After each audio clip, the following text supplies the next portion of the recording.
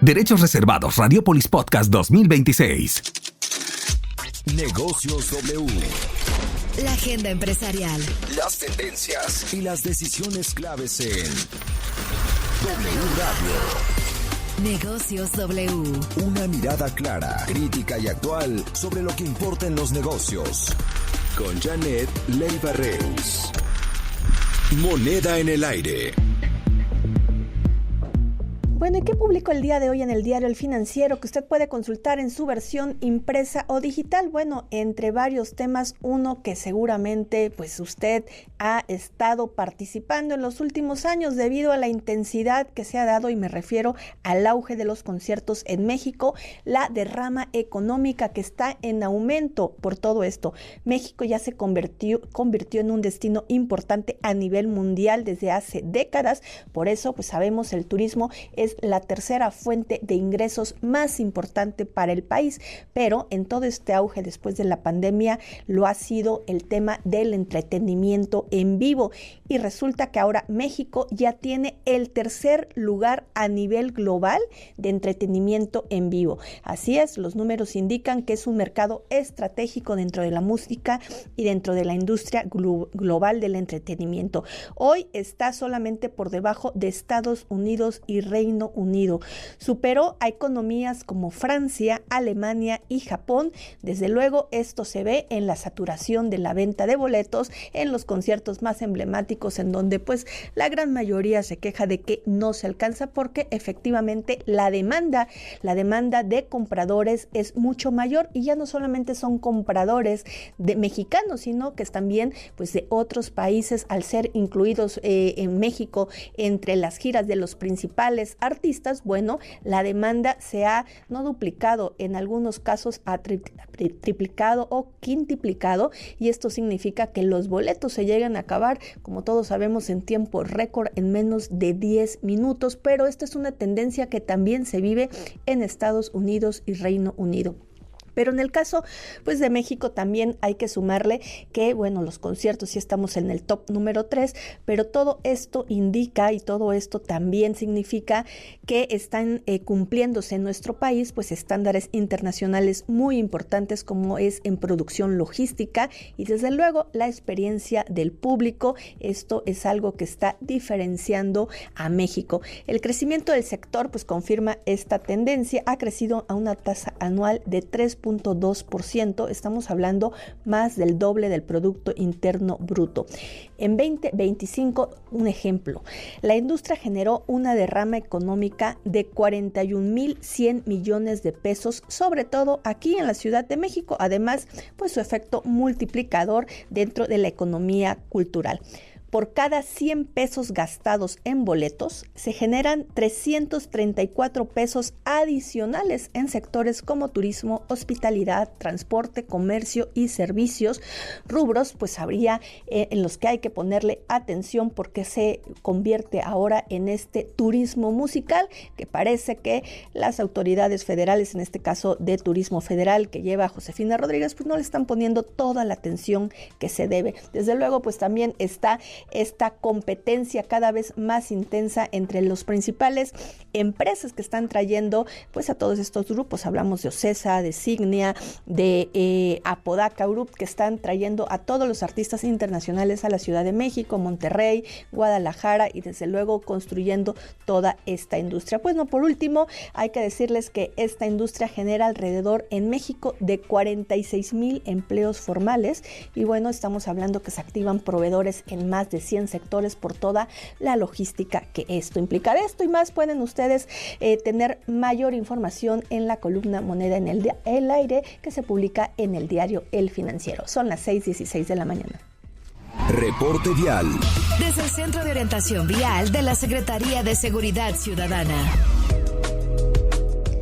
Y bueno, ya hablábamos del clima y bueno, de que también con estos encharcamientos, porque sí, en varias zonas hay algunos encharcamientos después de la lluvia de anoche, por donde sí, por donde no transitar esta mañana de miércoles 22 de abril. Oficial Diego Flores, muy buenos días. Claro que sí, muy buenos días, Janet, amigos del auditorio. Vámonos con la información rápidamente en esta mañana. Recuerde que no circulan los vehículos con engomado rojo, terminación de placas 3 y 4. Hay que respetar los programas ambientales. En la zona centro de la ciudad aún continúan los servicios de emergencia laborando. Sigue cerrada la circulación de Fray Servando Teresa de Mier entre Congreso de la Unión y la zona de Anillo de Circunvalación debido a incendio en esta noche. Tómelo muy en cuenta. Las alternativas, por supuesto, Lorenzo Buturini, la zona del eje 2 sur, eje 1, eje 2 norte, le puede ser de gran utilidad para desplazarse entre la zona del eje 3 oriente y el perímetro de la zona centro de la capital. En materia de previsiones y movilizaciones, nos vamos alrededor de las 9 de la mañana. Se espera una concentración en inmediaciones del Monumento a la Revolución, donde partirán con distintos puntos con destino hacia la zona de la Dirección General del ISSSTE, en Jesús García Corona, en el número 140, así como en el Senado de la República. Hay que considerar la afectación, ya que este contingente pretende desplazarse hacia la Secretaría de Gobernación o bien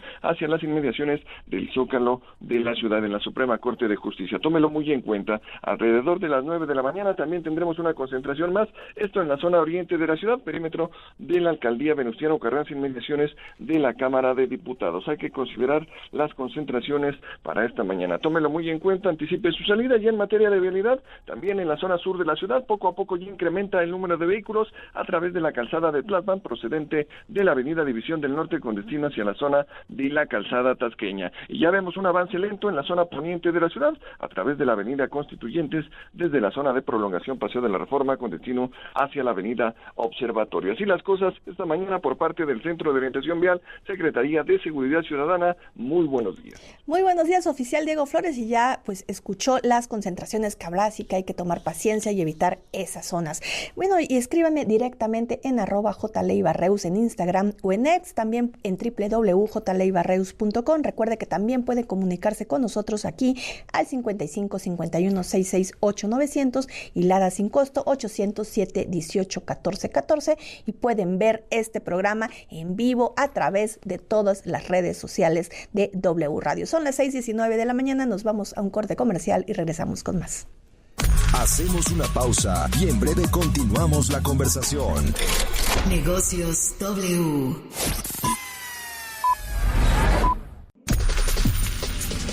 Sigue en Negocios W. Con Janet Leiva-Reus. Y son las 6:23 de la mañana. ¿Y qué está pasando en la industria energética? Sobre todo la crisis que está viviendo Pemex para poder suministrar precisamente todos los combustibles en el país, porque todo indica ya no hay suficientes almacenamiento ni inventarios. De esto nos platica nuestro especialista en el tema, Atzayael Torres. Atzayael Torres, en Negocios W. Hola, ¿qué tal, Janet? Muy buenos días. Ahora que es tan apropiado hablar de soberanía en un contexto de alta dependencia de México a combustibles extranjeros, es importante resaltar que la seguridad energética de una nación se fundamenta en la resiliencia de su infraestructura y en la profundidad de sus inventarios críticos. En el tema de gasolinas y diésel, el tiempo nos alcanzó. De acuerdo con diversas fuentes, lo que hoy atestiguamos en las terminales de almacenamiento y despacho de Pemex es la materialización de un riesgo sistémico largamente advertido, es decir, la parálisis logística por agotamiento de reservas. El Sistema Nacional de Petrolíferos ha entrado en una fase de estrés operativo donde la autonomía no se mide en semanas, sino en horas, contraviniendo los lineamientos internacionales y la propia normativa de almacenamiento mínimo que exige al menos 5 días de inventario estratégico. Es que el problema de fondo es una asimetría estructural entre la producción y el consumo, mientras la refinación interna enfrenta cuellos de botella por obsolescencias y siniestralidad, con los recientes eventos en la refinería de Dos Bocas como un recordatorio de las limitaciones técnicas. La red de distribución sufre un asedio constante. Las 34 interrupciones operativas contabilizadas apenas en lo que va de abril superan con creces la estadística del mes anterior, revelando que el sistema está siendo operado fuera de sus parámetros de seguridad. La respuesta de Pemex se ha limitado a una táctica de contención, movilizar producto de emergencia de una terminal a otra para evitar la fotografía de la parálisis total. Sin embargo, estos parches logísticos no constituyen una solución de Estado. Así, mientras México siga operando con reservas de subsistencia y una infraestructura de almacenamiento que no crece al ritmo de las necesidades del mercado, la soberanía energética sigue. Hasta pronto. Negocios W. Otra forma de entender la economía. Muy buenos días, me da muchísimo gusto tener en la línea Moisés Pérez Peñalosa, fundador y director de Yo Jubilado, pues una empresa en consultoría en todos estos temas de retiro laboral y a quien conozco desde hace muchos años, muy enfocado en este tema de cuál es nuestro mejor camino para el día de mañana que nos retiremos, pues tener un colchoncito, tener pues una estabilidad en nuestros ingresos. Moisés, ¿qué es lo primero que tendríamos que hacer quienes están ahorita en edad laboral? ¿Qué tal? Qué gusto saludarte, mi querida Janet, al auditorio. Qué buena pregunta. Yo te diría, ¿qué hay que hacer? Son muchas cosas. Lo primero que tenemos que reconocer es el tiempo que tenemos real de planeación de la jubilación. Yo veo frecuentemente cómo la gente lo deja para el final y desaprovecha tiempo valioso que te permite, por un lado, corregir errores que se pueden presentar en tu información, en la fora en la que estás, pero también pierden tiempo importante para modificar lo que tengan que modificar. Yo creo uno de los grandes riesgos es pensar que siempre somos jóvenes, que siempre vamos a tener tiempo y que todo va a salir de maravilla en el momento que queramos hacerlo. Yo te diría que es el primer gran cambio, crear conciencia de lo importante que de manera oportuna es valioso atacar y solucionar estos temas de retiro laboral, mi querida Janet. Y muchos de los temas en el programa que nos han preguntado, que hemos estado hablando pues con las AFORES, con la AMAFORE y demás, es este tema en específico de la modalidad 40. ¿Quiénes pueden entrar? ¿Qué tienen que hacer? ¿Y cuál es la diferencia pues con los distintos formas de retiro que están ahorita en vigencia? Mira, aquí lo importante es mencionar que la modalidad 40 es una modalidad que permite a personas independientes permanentes o que por alguna causa dejaron la formalidad laboral de manera voluntaria registrarse entre el Seguro Social y seguir realizando sus aportaciones para que se den dos situaciones particularmente. Una, no pierdan los derechos que tienen como trabajadores de la pensión. Segundo, que vayan acumulando, que sigan acumulando semanas. Es importante mencionar que la Ley 73, uno de los factores más determinantes de la pensión es el número de semanas que tengas acumuladas. Entonces, este tipo de modalidad lo que te permite es seguir aumentando el número de semanas de cotización. Y en algunos casos en los independientes también te permite, que sea utilizado mucho como una estrategia, el que los años previos, si es que ya no tienes un patrón, eso es bien importante, tienes que estar fuera de tener un patrón. Si ya no tienes un patrón formal, tú puedes cotizar con el salario que tú desees y muchas de las veces la estrategia es, y la ley, así está contemplada la mecánica de cálculo de la pensión en la Ley 73, es los últimos 5 años y las semanas que tienes. Entonces mucha gente utiliza esta modalidad cuando ya dejó de laborar formalmente, pero no tiene todavía los 60 años de edad, para estar haciendo aportaciones voluntarias con salarios mucho más altos, que le permite entonces mejorar su pensión futura, mi querida Janet.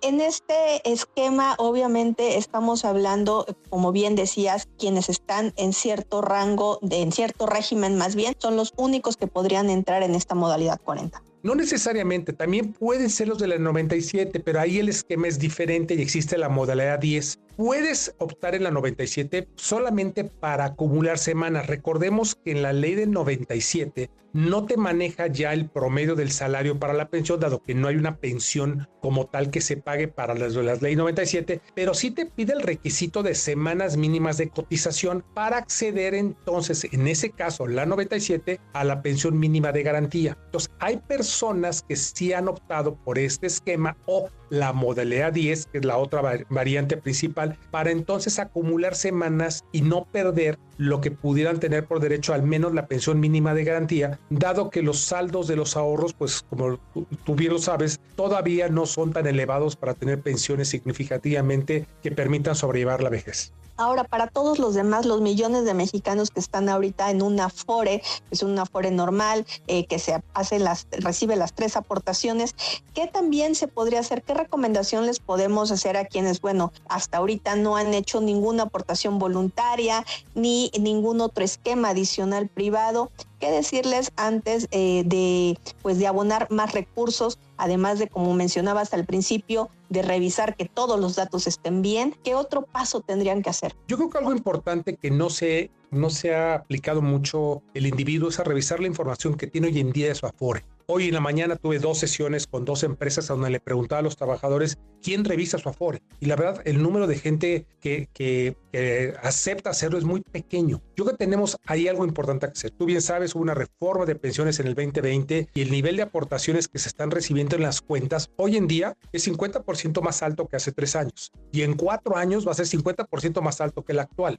Es muy importante que en primera instancia revisemos lo que tenemos para saber si estamos o no en la mejor decisión de Afore. No nada más con el indicador rendimiento neto que aparece en los estados de cuenta, sino también invito a la gente a que busque las radiografías financieras del Afore, que nos va a dar datos de corto plazo del desempeño. Yo te diría, primero es lo que tú ya tienes, optimízalo, que estemos la mejor decisión en dónde debes de ahorrar. Y la segunda, tú lo comentabas, pueda hacer a su cuenta, Janet.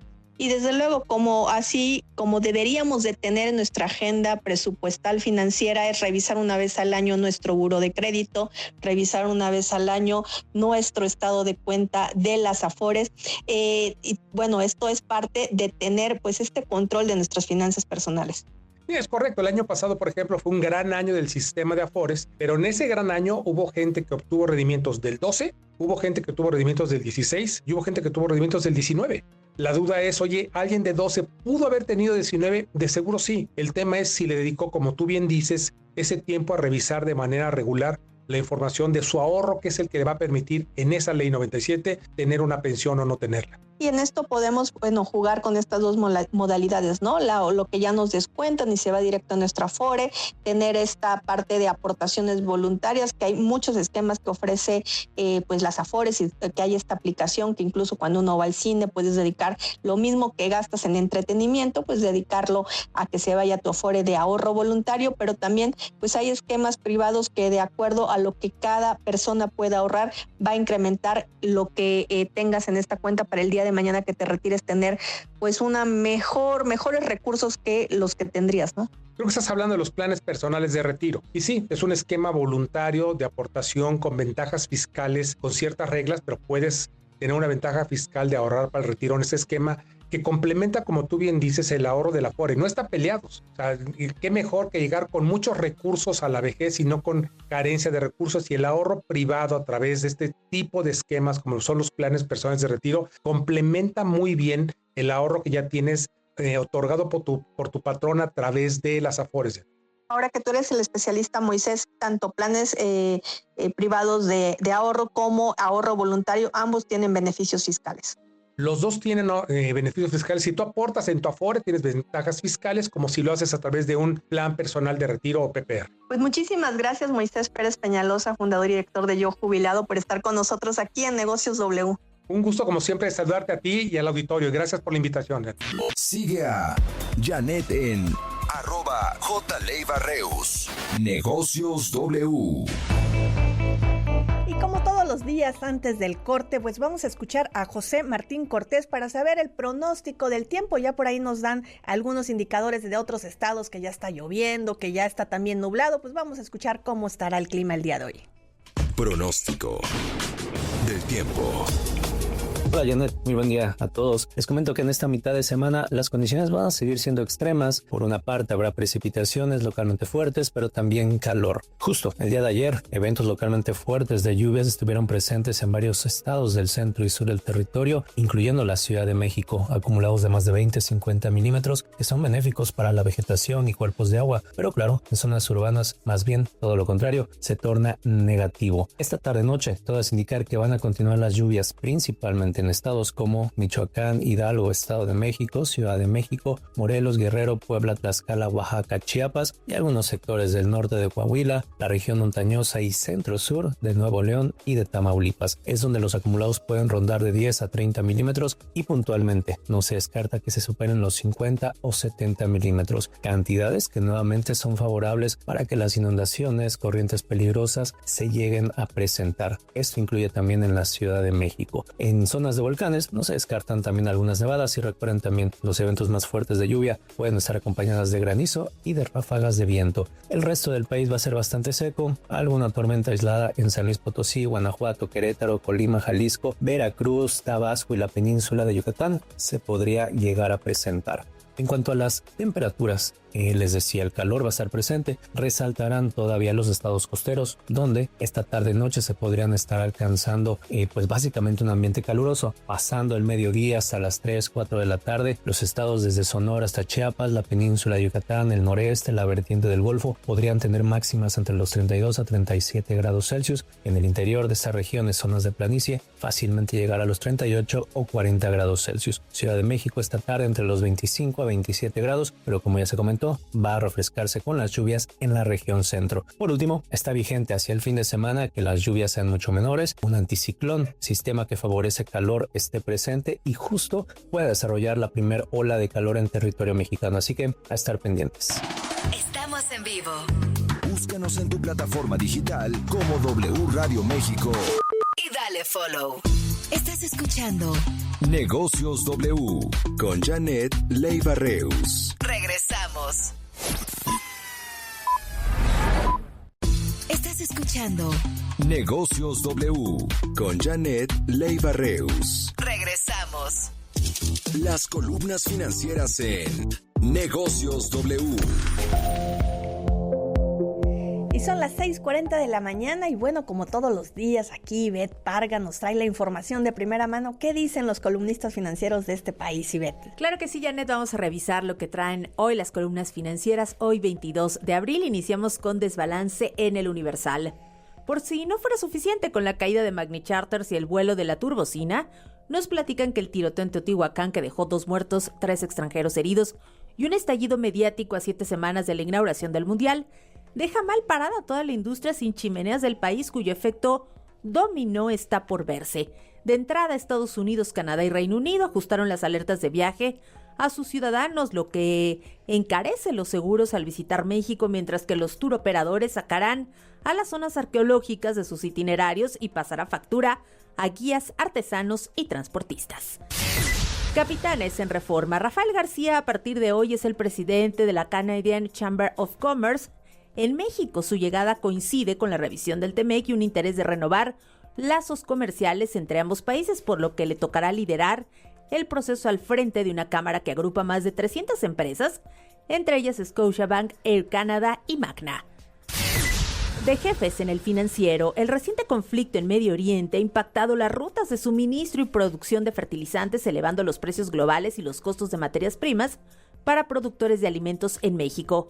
Según un reporte de Barclays, esta situación ha despertado el interés de embotelladores y autoservicios por usar la inteligencia artificial para estabilizar su cadena de suministro al optimizar sus inventarios y logística.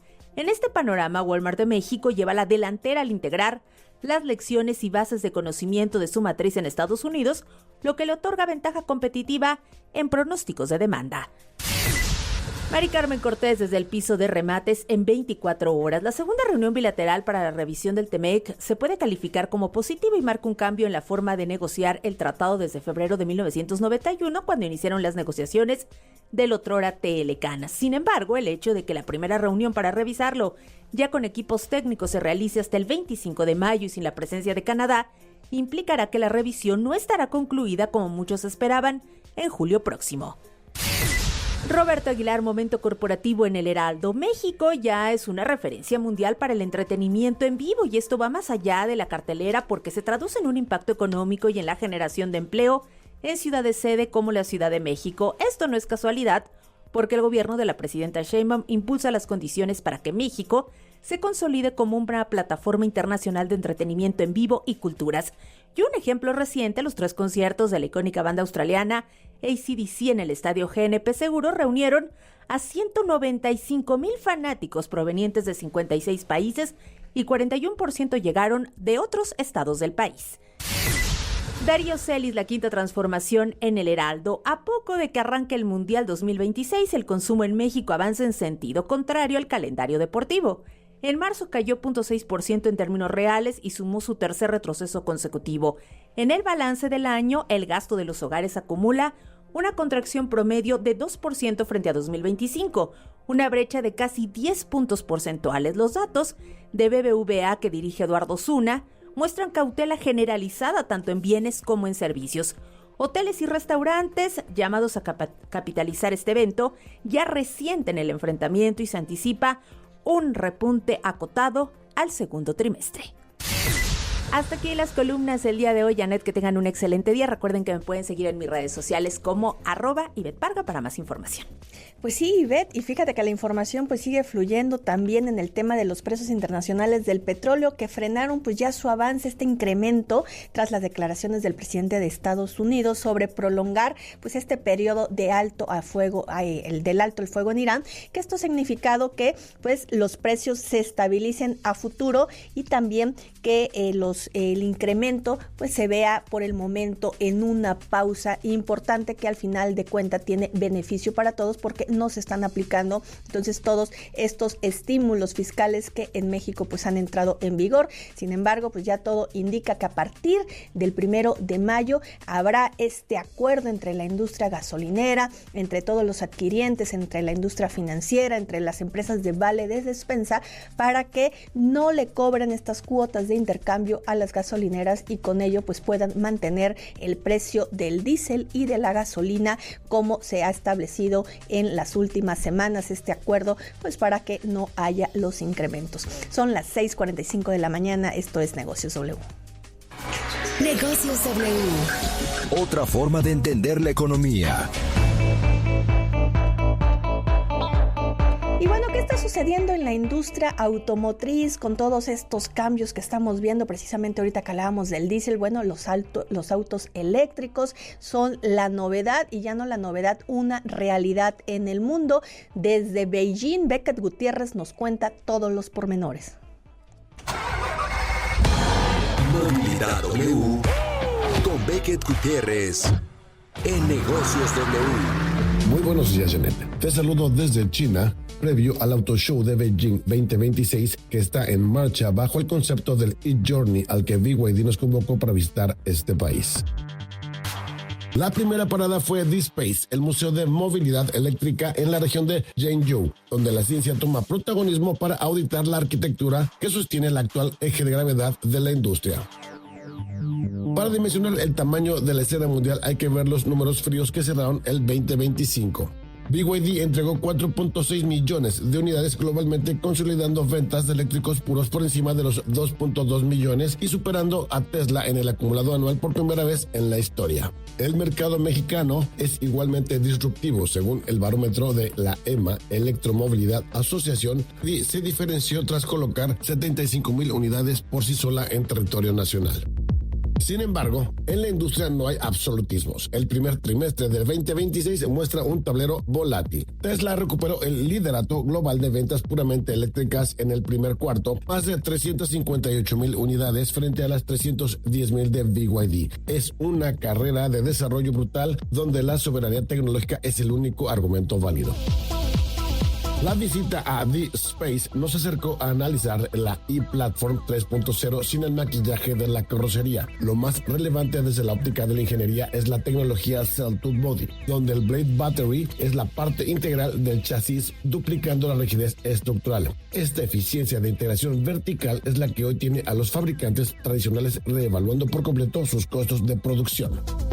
De la teoría pasamos a la ejecución de la planta de Zhengzhou. Caminar esta instalación es presenciar la escala industrial en su máxima expresión. Una operación masiva donde el control total de la cadena de suministro permite el ritmo de salida que sostiene el volumen global de la marca. La jornada cerró en la pista de pruebas, llevando al límite los sistemas de suspensión DiSUS y la entrega de torque. En el asfalto, donde la ciencia se traduce en desempeño dinámico, ver cómo estos vehículos gestionan las inercias en el tiempo real es lo que finalmente valida la ingeniería frente a cualquier discurso comercial. Beijing nos espera este viernes con el lema conduciendo hacia una nueva era de la movilidad inteligente, pero lo que hoy vemos en este e-Journey es el prefacio técnico. Lo que hoy se analiza en las plantas estará dictando las reglas en nuestras calles mañana.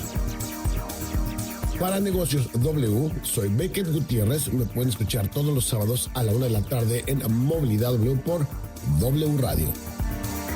Negocios W. Otra forma de entender la economía. Primeras planas. Y son las 6:49 de la mañana. ¿Y qué traen los principales diarios del país? Me da mucho gusto ya tener aquí a Fernando Abedoy, jefe de información de W Radio. Cuéntanos, Fernando. Janet, auditorio, muy buen día. Pues mira, los periódicos traen mucha información política porque anoche se generó bastante información en el Congreso, fundamentalmente en la Cámara de Diputados. El periódico Reforma, como nota principal, justamente trae: consuma la 4T a la toma del INE. Nombran a 3 nuevos consejeros, lo serán hasta 2035. En medio de acusaciones opositoras de secuestro al instituto, Morena y sus aliados en la Cámara de Diputados aprobaron a los 3 consejeros electorales que sustituirán a Dani Rabel, Claudia Zavala y Jaime Rivera, quienes concluyeron su periodo el 4 de abril pasado y se habían caracterizado por su independencia de posturas frente a las posturas gubernamentales. Los nuevos consejeros fueron avalados con 334 votos a favor y 127 en contra de las bancadas del PAN, PRI y Movimiento Ciudadano, quienes criticaron los nexos de los finalistas con el oficialismo. Eso por un lado, y por el otro también sobre diputados de Morena presentaron una iniciativa para recorrer la próxima elección judicial a junio de 2028, tras reconocer que su concurrencia con los procesos electorales políticos genera riesgos institucionales. De toda esta información va a tener ahora sí que más información y más datos, así las cosas, con Gaby Barkentin. En otra información que también trae el periódico Reforma, pero esta de seguridad: asesinan a Miss, señalan a suegra. Carolina Flores, ex reina de belleza Teen Universe Baja California en 2017, fue asesinada en un domicilio en Polanco, en la Ciudad de México. Aquí lo sospechoso es que este homicidio fue reportado un día después. Entonces ahí hay otro tema delicado para la Fiscalía de la Ciudad de México. El periódico El Universal, como nota principal: Andy se reactiva y Luisa María Alcalde hace las maletas. Andrés Manuel López Beltrán operará el trabajo territorial que harán 65 diputados federales para las próximas elecciones locales en Coahuila.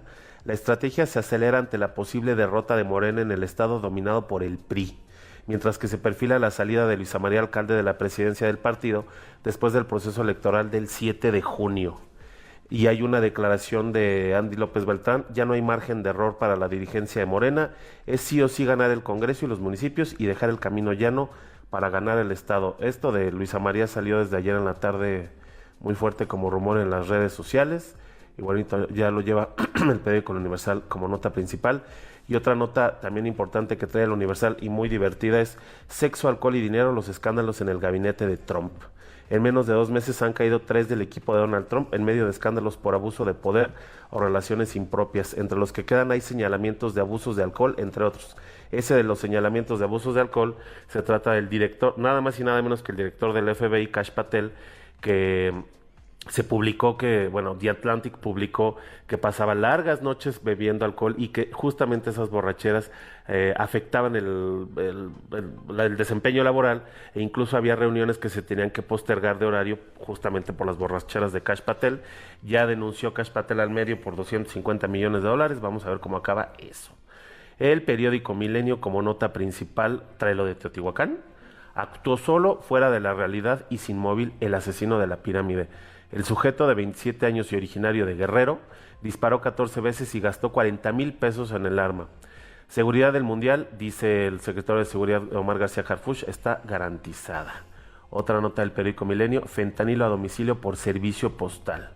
Una nota de Laura Sánchez Ley: en 15 meses procesan a 80 personas por traficar drogas duras en varias áreas de Estados Unidos. El periódico La Jornada, como nota principal, una declaración de la presidenta Sheinbaum: agentes sí colaboraban con Chihuahua, eran de la CIA. El Washington Post: la gobernadora de Chihuahua, Maro Campos, todavía no busca comunicación con la presidencia. El órgano de inteligencia ha aumentado operaciones antinarco en el país y América Latina, informa el Washington Post. Viene también una información internacional: Trump amplía tregua y bloqueo hasta concluir diálogo con Irán. Sin embargo, reportan medios extranjeros que en la madrugada, mañana de allá, Irán atacó 3 buques de carga en el estrecho de Hormuz e incautó 2 de estas embarcaciones. Eso lo reportó la televisión estatal iraní. Y ¿qué traen los periódicos financieros, Janet? Desde luego, como les comentaba, este tema de las gasolinas, pues el diario El Economista en su primera plana, pues la presidenta pactó con gasolineros tope al diésel en 28 pesos por litro y bueno, los cambios que vendrán, pero también algo importante, Nissan en riesgo de reducir operaciones y recortar plantilla por impacto de aranceles. Ha destinado más de $1,000 millones para absorber el impacto de las tarifas impuestas por Trump y por ello solicitó a la Secretaría de Hacienda algún esquema para reducir costos laborales. Esas son las primeras planas del diario El Economista, del diario El Financiero. Pues extiende Estados Unidos la tregua con Irán, pero mantiene el bloqueo. Desde luego también el tema muy importante de los aranceles a autos y euros y acero no se quitan, subirán reglas de origen según los últimos encuentros con el representante comercial Green. Desde luego estos temas que estaremos aquí informando de manera puntual. Muchísimas gracias, Fernando. A ti, Janet, auditorio, buen día. Derechos reservados, Radiopolis Podcast 2026.